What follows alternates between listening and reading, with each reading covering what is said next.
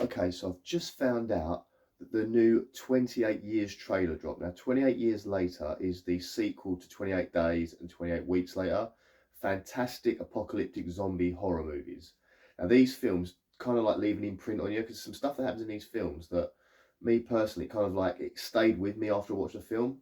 Occasionally you'll watch a film and you'll walk away, it doesn't really bother you, but sometimes you'll see something will happen in a movie where these things like imprint on you.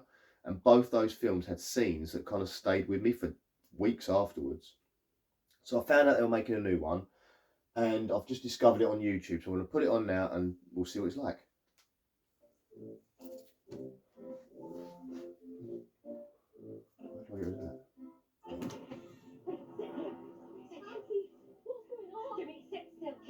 Oh, this has got to be a flashback to before. Oh, it's Teletubbies. There's got to be a flashback. Yeah, when it started. The rage virus. What if that's the church in the first film? Days became weeks. 7, 6, 11, 5, 9 and 20 miles. Looks like a little island somewhere. 11, oh, these are very British films, by the way, so it'll be somewhere in Britain. Weeks become years. Moving up and down again. There's no discharge in the war. Don't look at what's in front of you. Oh, so sort of rebuilds. It's very Walking Deadish, this one. Isn't that the guy that's Craven the Hunter?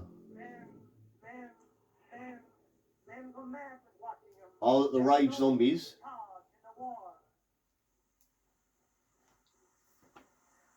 Oh, I'm guessing that's one. Okay. Alright, okay. Okay, cool. Moving up and down again. There's no discharge in the wall. All turns. Whoosh! Okay. Next summer. Oh, that's quite creepy looking. That's.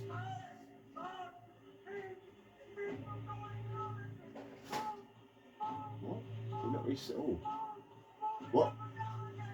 That looked really weird.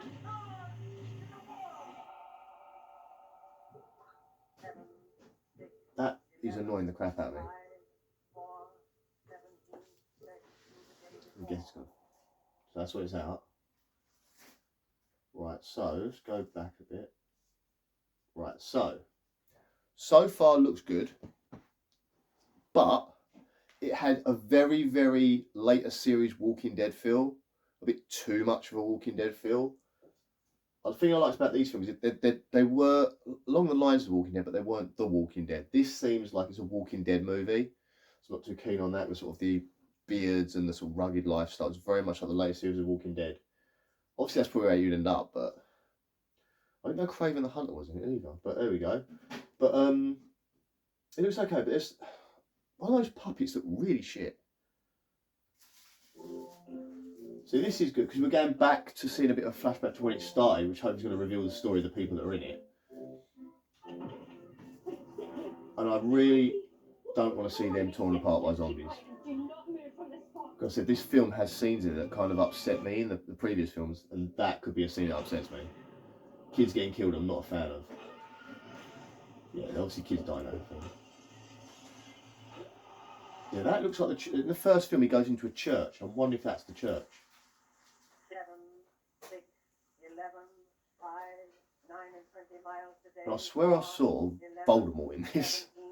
I'll try and pause. All I do is try and pause. I swear that was Voldemort. Ray Fiennes?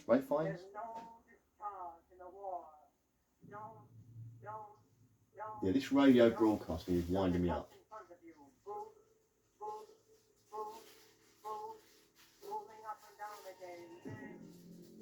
Yeah, that is very Walking Dead, isn't it? That. Even that. I mean, they're fast zombies. We know these are rage-filled zombies. But this is freaky, like the guy hanging upside down. Now it's coming up, so I swear I saw. That's freaky. That reminded me of The Last of Us. What is that? So there's the military going in for something. I wonder if these are flashbacks and you go back through all the films, like different stories throughout the previous films. Oh, that's freaky. I don't. That's there. That was Voldemort, wasn't it? Now. Oh God, what am I doing now? Oh, we've gone too far now. Oh, so close. Oh, yeah, it's Voldemort. I saw him. Yeah, that is Voldemort. Ah, nice.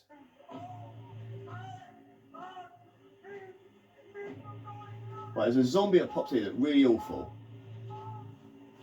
Look. Hang on a minute.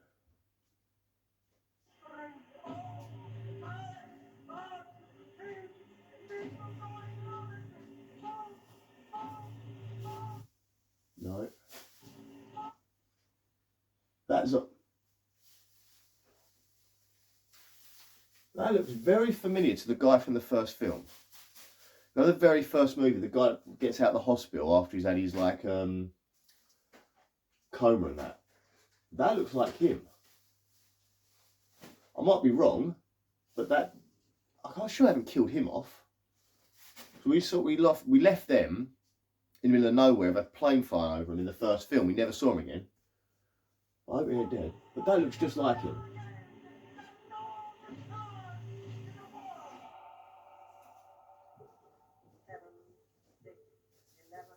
Yeah, that noise is doing my head in. I don't ain't in the film a lot. Right, so, boom. That trailer didn't really show us much, just a few randomly scattered images. I think it's going to be a horrible film though. Not horrible in a bad film, but horrible it's going to make you feel bad, because those films always do. I am a little bit worried. I don't like seeing it in the cinema. I don't know. But some of the effects didn't look that great to me, like that guy that looked like the guy from the first film. The zombie that comes, which seems to sit up. That looked a bit like too rigid, like as if it was a puppet coming up. Which obviously it might be, but the way they brought it up just didn't look real enough for me.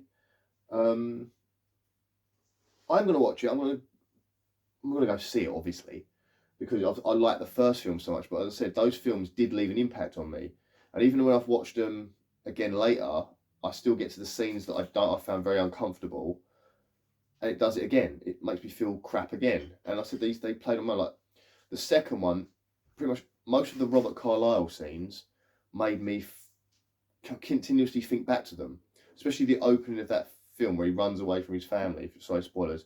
In the second film, there's a scene with Robert Carlyle. He runs away from his family, sort of leaves them to die, and that resonated with me and like messed me up. Really, it made me keep thinking back to over and over again. Like, what would I do? What would I do? What would I do? And it's a horrible way to think about it.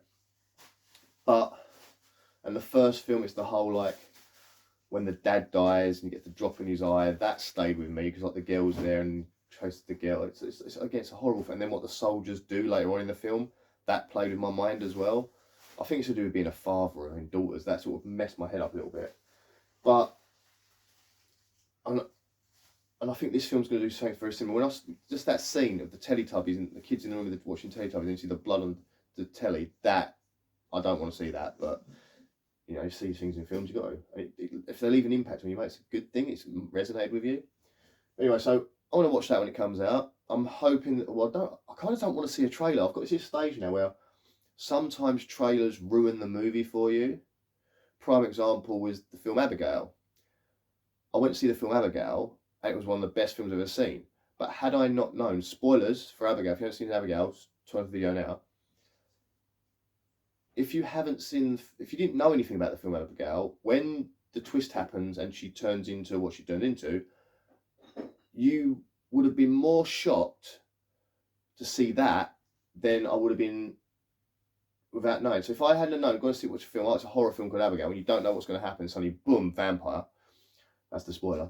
Then, I mean, it was shocking in the film anyway, but because the trailer gave that away early on, it wasn't as shocking. I mean, I'm the guy that watched From Dusk Till Dawn without knowing anything about the movie, and then when that bit happened after the Selma Hayek snake dance scene, blew my mind, and I was like, "What? I've just switched movies or something." It was one of those crazy moments, and I think that's what Abigail kind of tried to do, but sadly the trailer gave it away. This, I don't want to see too many trailers because I don't want things to be given away, but we'll see anyway. I hope you like this trailer review, and I've got a few more in here somewhere on this channel, but come back for some more. See ya. Bye.